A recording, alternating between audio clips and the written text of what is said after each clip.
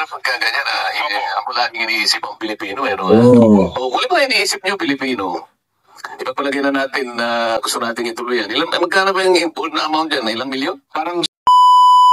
Eto mga kababayan, merong matinding banat si Senador Marcolita, no, dito sa mga bumabatikos talking about the impeachment complaint laban kay VP Sara Duterte, which is alam naman ho natin, talagang na-archive na po yan at this time. So talagang masasabi nga ho natin, talo na naman ho sila. So ginagamit na naman itong mga tungaw na ito, ang taong bayan di umano. Ito pakinggan niya tong mga banat to ni Senador Marcolita. Ito, but bago yung kay Marcolita, tingnan muna natin kung ano yung sinasabi nitong sa mga dilawan at saka dito kay Chowa. Ito. Hindi nila ma-archive ang hinaing ng mga Pilipino sa 612.5 million pesos na ninakaw ni Sara Duterte mula sa Kaban ng Bayan. Hindi ko po napusan lang. Alam si dito. Etong si Chowa mga kababayan. Alam mo itong si Chowa bumaba natin, no? Pero napakahirap talaga mga kababayan bumato ng dumi ng ibang mata. Ngunit yung mata ay may dumi. Trending na trending ito si Chowa ngayon dahil nga dyan sa mga barangay hall dyan sa Maynila na di umano ay pinagawa ni Chowa. So sabi nga ni Nelson at dapat yan ang iimbestigahan. Pero anong sinabi ni Chowa? Ito pakinggan natin. Yan. Muli pa rin na umaasa na mabibigyan ng due process ang hindi lamang po dahil ang natin po na due process dito ay ang taong bayan. Ang sinasabi ho niya, siya din pa rin naman until now ay umaasa dahil nga daw di umano ang pinagkaitan dito ng due process ay yung taong bayan. Hindi ko alam kasi sinabi niya naman na yung mga barangay hall daw na tinayo niya dyan sa Maynila, dyan lalo-lalo na barangay 313, barangay 272, sinabi niya dumaan daw di umano sa due process, no? Yun ang sinabi ni Chowa, mga kababayan. Pero kung titingnan po natin, malinaw ho yun ang paglabag sa batas sapagkat alam naman ho natin, unang violation niya doon is yung sa bangkita. Pangalawa is nasa school, no, which is bawal, no? Dahil siyempre, yung bangkita, alam naman ho natin, talagang pinagbabawalan talaga ng batas yan. Pero sinabi niya dumaan sa due process daw yun. Ito, mga kababayan, ang isinagot ni Kong Marcolita. Ang galing natin. Wala masasagot kay VP Sara. Yan ang hirap pagka ganyan. Ako laging iniisip ang Pilipino, wala ba iniisip niyo Pilipino?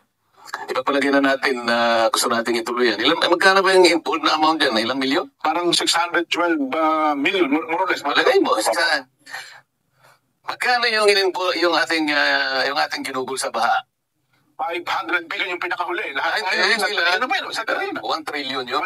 Grabe lang babayan. 1 trillion yung ang ginugol ho natin patungkol po dyan sa flood control, no? Pero eto nga etong mga tungaw na ito, lalo-lalo na yung mga school, no? Marami kasi mga school ngayon, ngak-ngak, lalo-lalo na dito sa Maynila. Marami dyan mga school na kung saan ang ingay-ingay ho nila patungkol po sa impeachment complaint laban kay VP Sara Duterte. Pero tahimik tong mga to Eto, tahimik to mga kababayan. Hindi po ako against sa mga eskwelahan, which is ako din, galing din ako dyan Pero etong mga to, ngak-ngak ho, at saka ang iingay ho pagdating sa impeachment complaint laban kay VP Sara Duterte. Pero talking about the blood control, tahimik ho sila Diba? Kaya ito yung sinasabi ho nitong ating pong mga ilan ho sa mga kasama ho natin na kung saan, kung papansinin po natin, pagkapatungkol talaga sa mga Duterte, init-init ho na mga ito sa mga Duterte, no? Pero pagtungkol niya sa kapalpakan ng administrasyon ngayon, ang tahimik ho nila. Flood control, isipin po ninyo pinagmalaki pa yan ni Bongbong Marcos way back 2024. Ang sinabi niya noon, mayroon na tayong nagawa na 5,500 flood control. Pero pagdating po mga kababayan 2025, ang sinabi niya, palpakin namin na din naman niya Pero bakit hindi ito yung binabatikos at iniingay itong mga tungaw ho na ito, lalo-lalo na itong kabataan party list, yung mga makabayan, ang iingay ho nila. Alam mo kasi itong mga to, takot lang talaga ito sa pagdating ho ng panahon na maging presidente si Sara Duterte. Ayan ho ang kinakatakutan ho nila.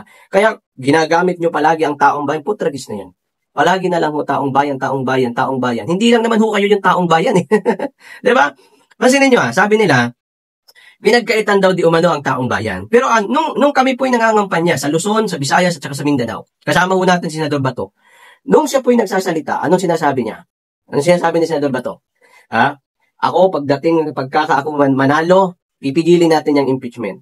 So kung ang taong bayan ho ay pabor or kung pabor ang taong bayan sa impeachment, sa sinabi po ni Senador Bato, lagi niya kasing sinasabi yun Hindi lamang po sa Mindanao, which is dito po kapag dito ho kami sa Luzon, sinasabi niya yun. Na kapag tayo ho'y nanalo, pipigilin natin lahat ho yan kasi ayan po ay against the law. And, di ba, naglabas naman na ng resulta yung Supreme Court na talagang ito po ay nilabag po nila ang Constitution. Diba? Yun po ang pag-process po nila ng impeachment ay against the law. No? Which is, nilabag na kasi, bininbin kasi nila. Nag-iyakan tuloy yung mga congressman, mga kababayan. Ang sinabi po ni Bato, balik tayo doon, na di umano, kapag siya'y nanalo, pipigilin niya yan. So, pero nanalo si Bato. Di ba?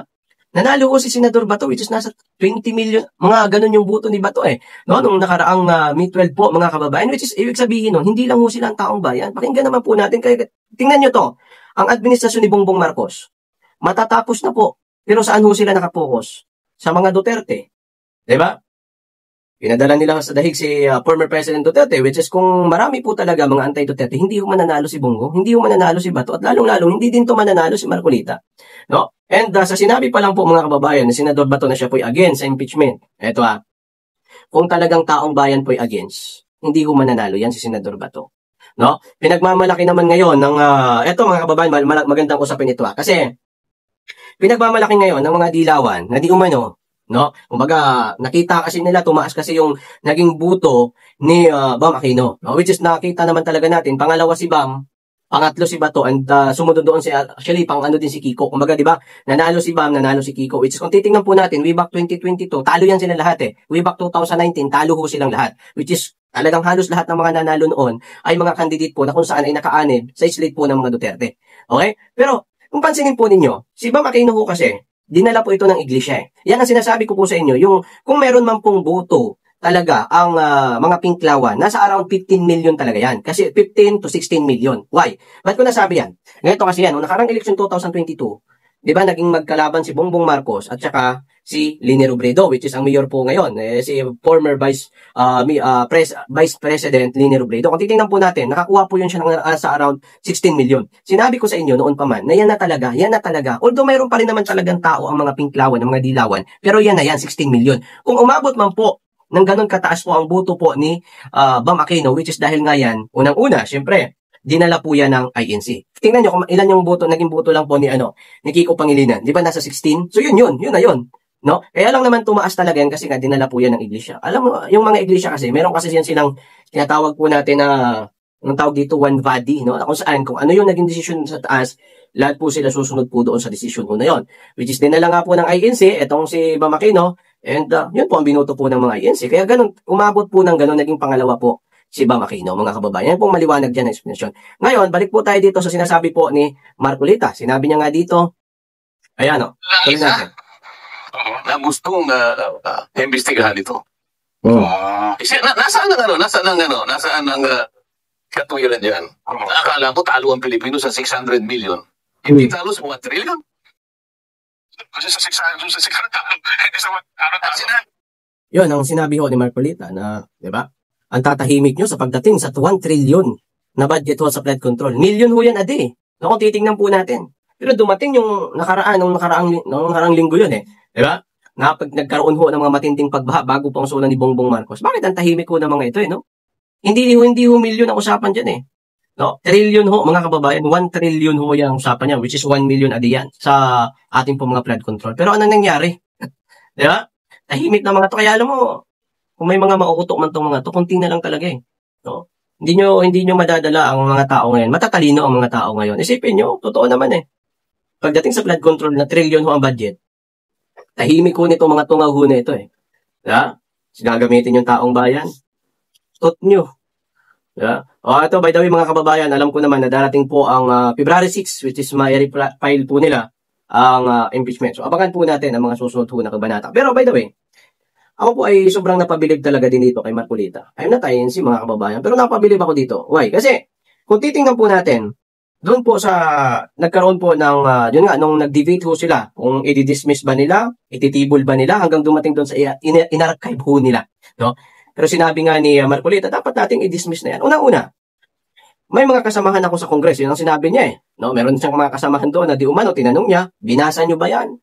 Hindi daw. Diba? Isipin mo, pipirma ka. Alam mo, yung mga pumirma dyan na hindi nila nabasa, may mga kayo, yung mga congressman na pumirma dyan sa impeachment na, kasi yun lang naman talaga ang sinabi kay Marcolita eh. Na marami daw siyang tinanong na di umano, hindi nabasa kung ano yung nilalaman noon. Kasi nga, napagkahaba-haba, napagkakapalho ng babasahin ho na yun. Sinabi kay Marcolita, hindi daw di umano. So, sasabi ko sa inyo, ang uub nyo. No, pipirma kayo sa isang papel na hindi nyo alam kung ano yung nakalaman doon. No? So, yun lang mga kababayan, abangan ho natin ang susunod na kabanata nito. Which is, hindi ho ito dito matatapos lamang. Matatapos po ang administrasyon ni Bongbong Marcos na nakatuon ho yan sa impeachment complaint. Lalo-lalo na si Tambaluslos.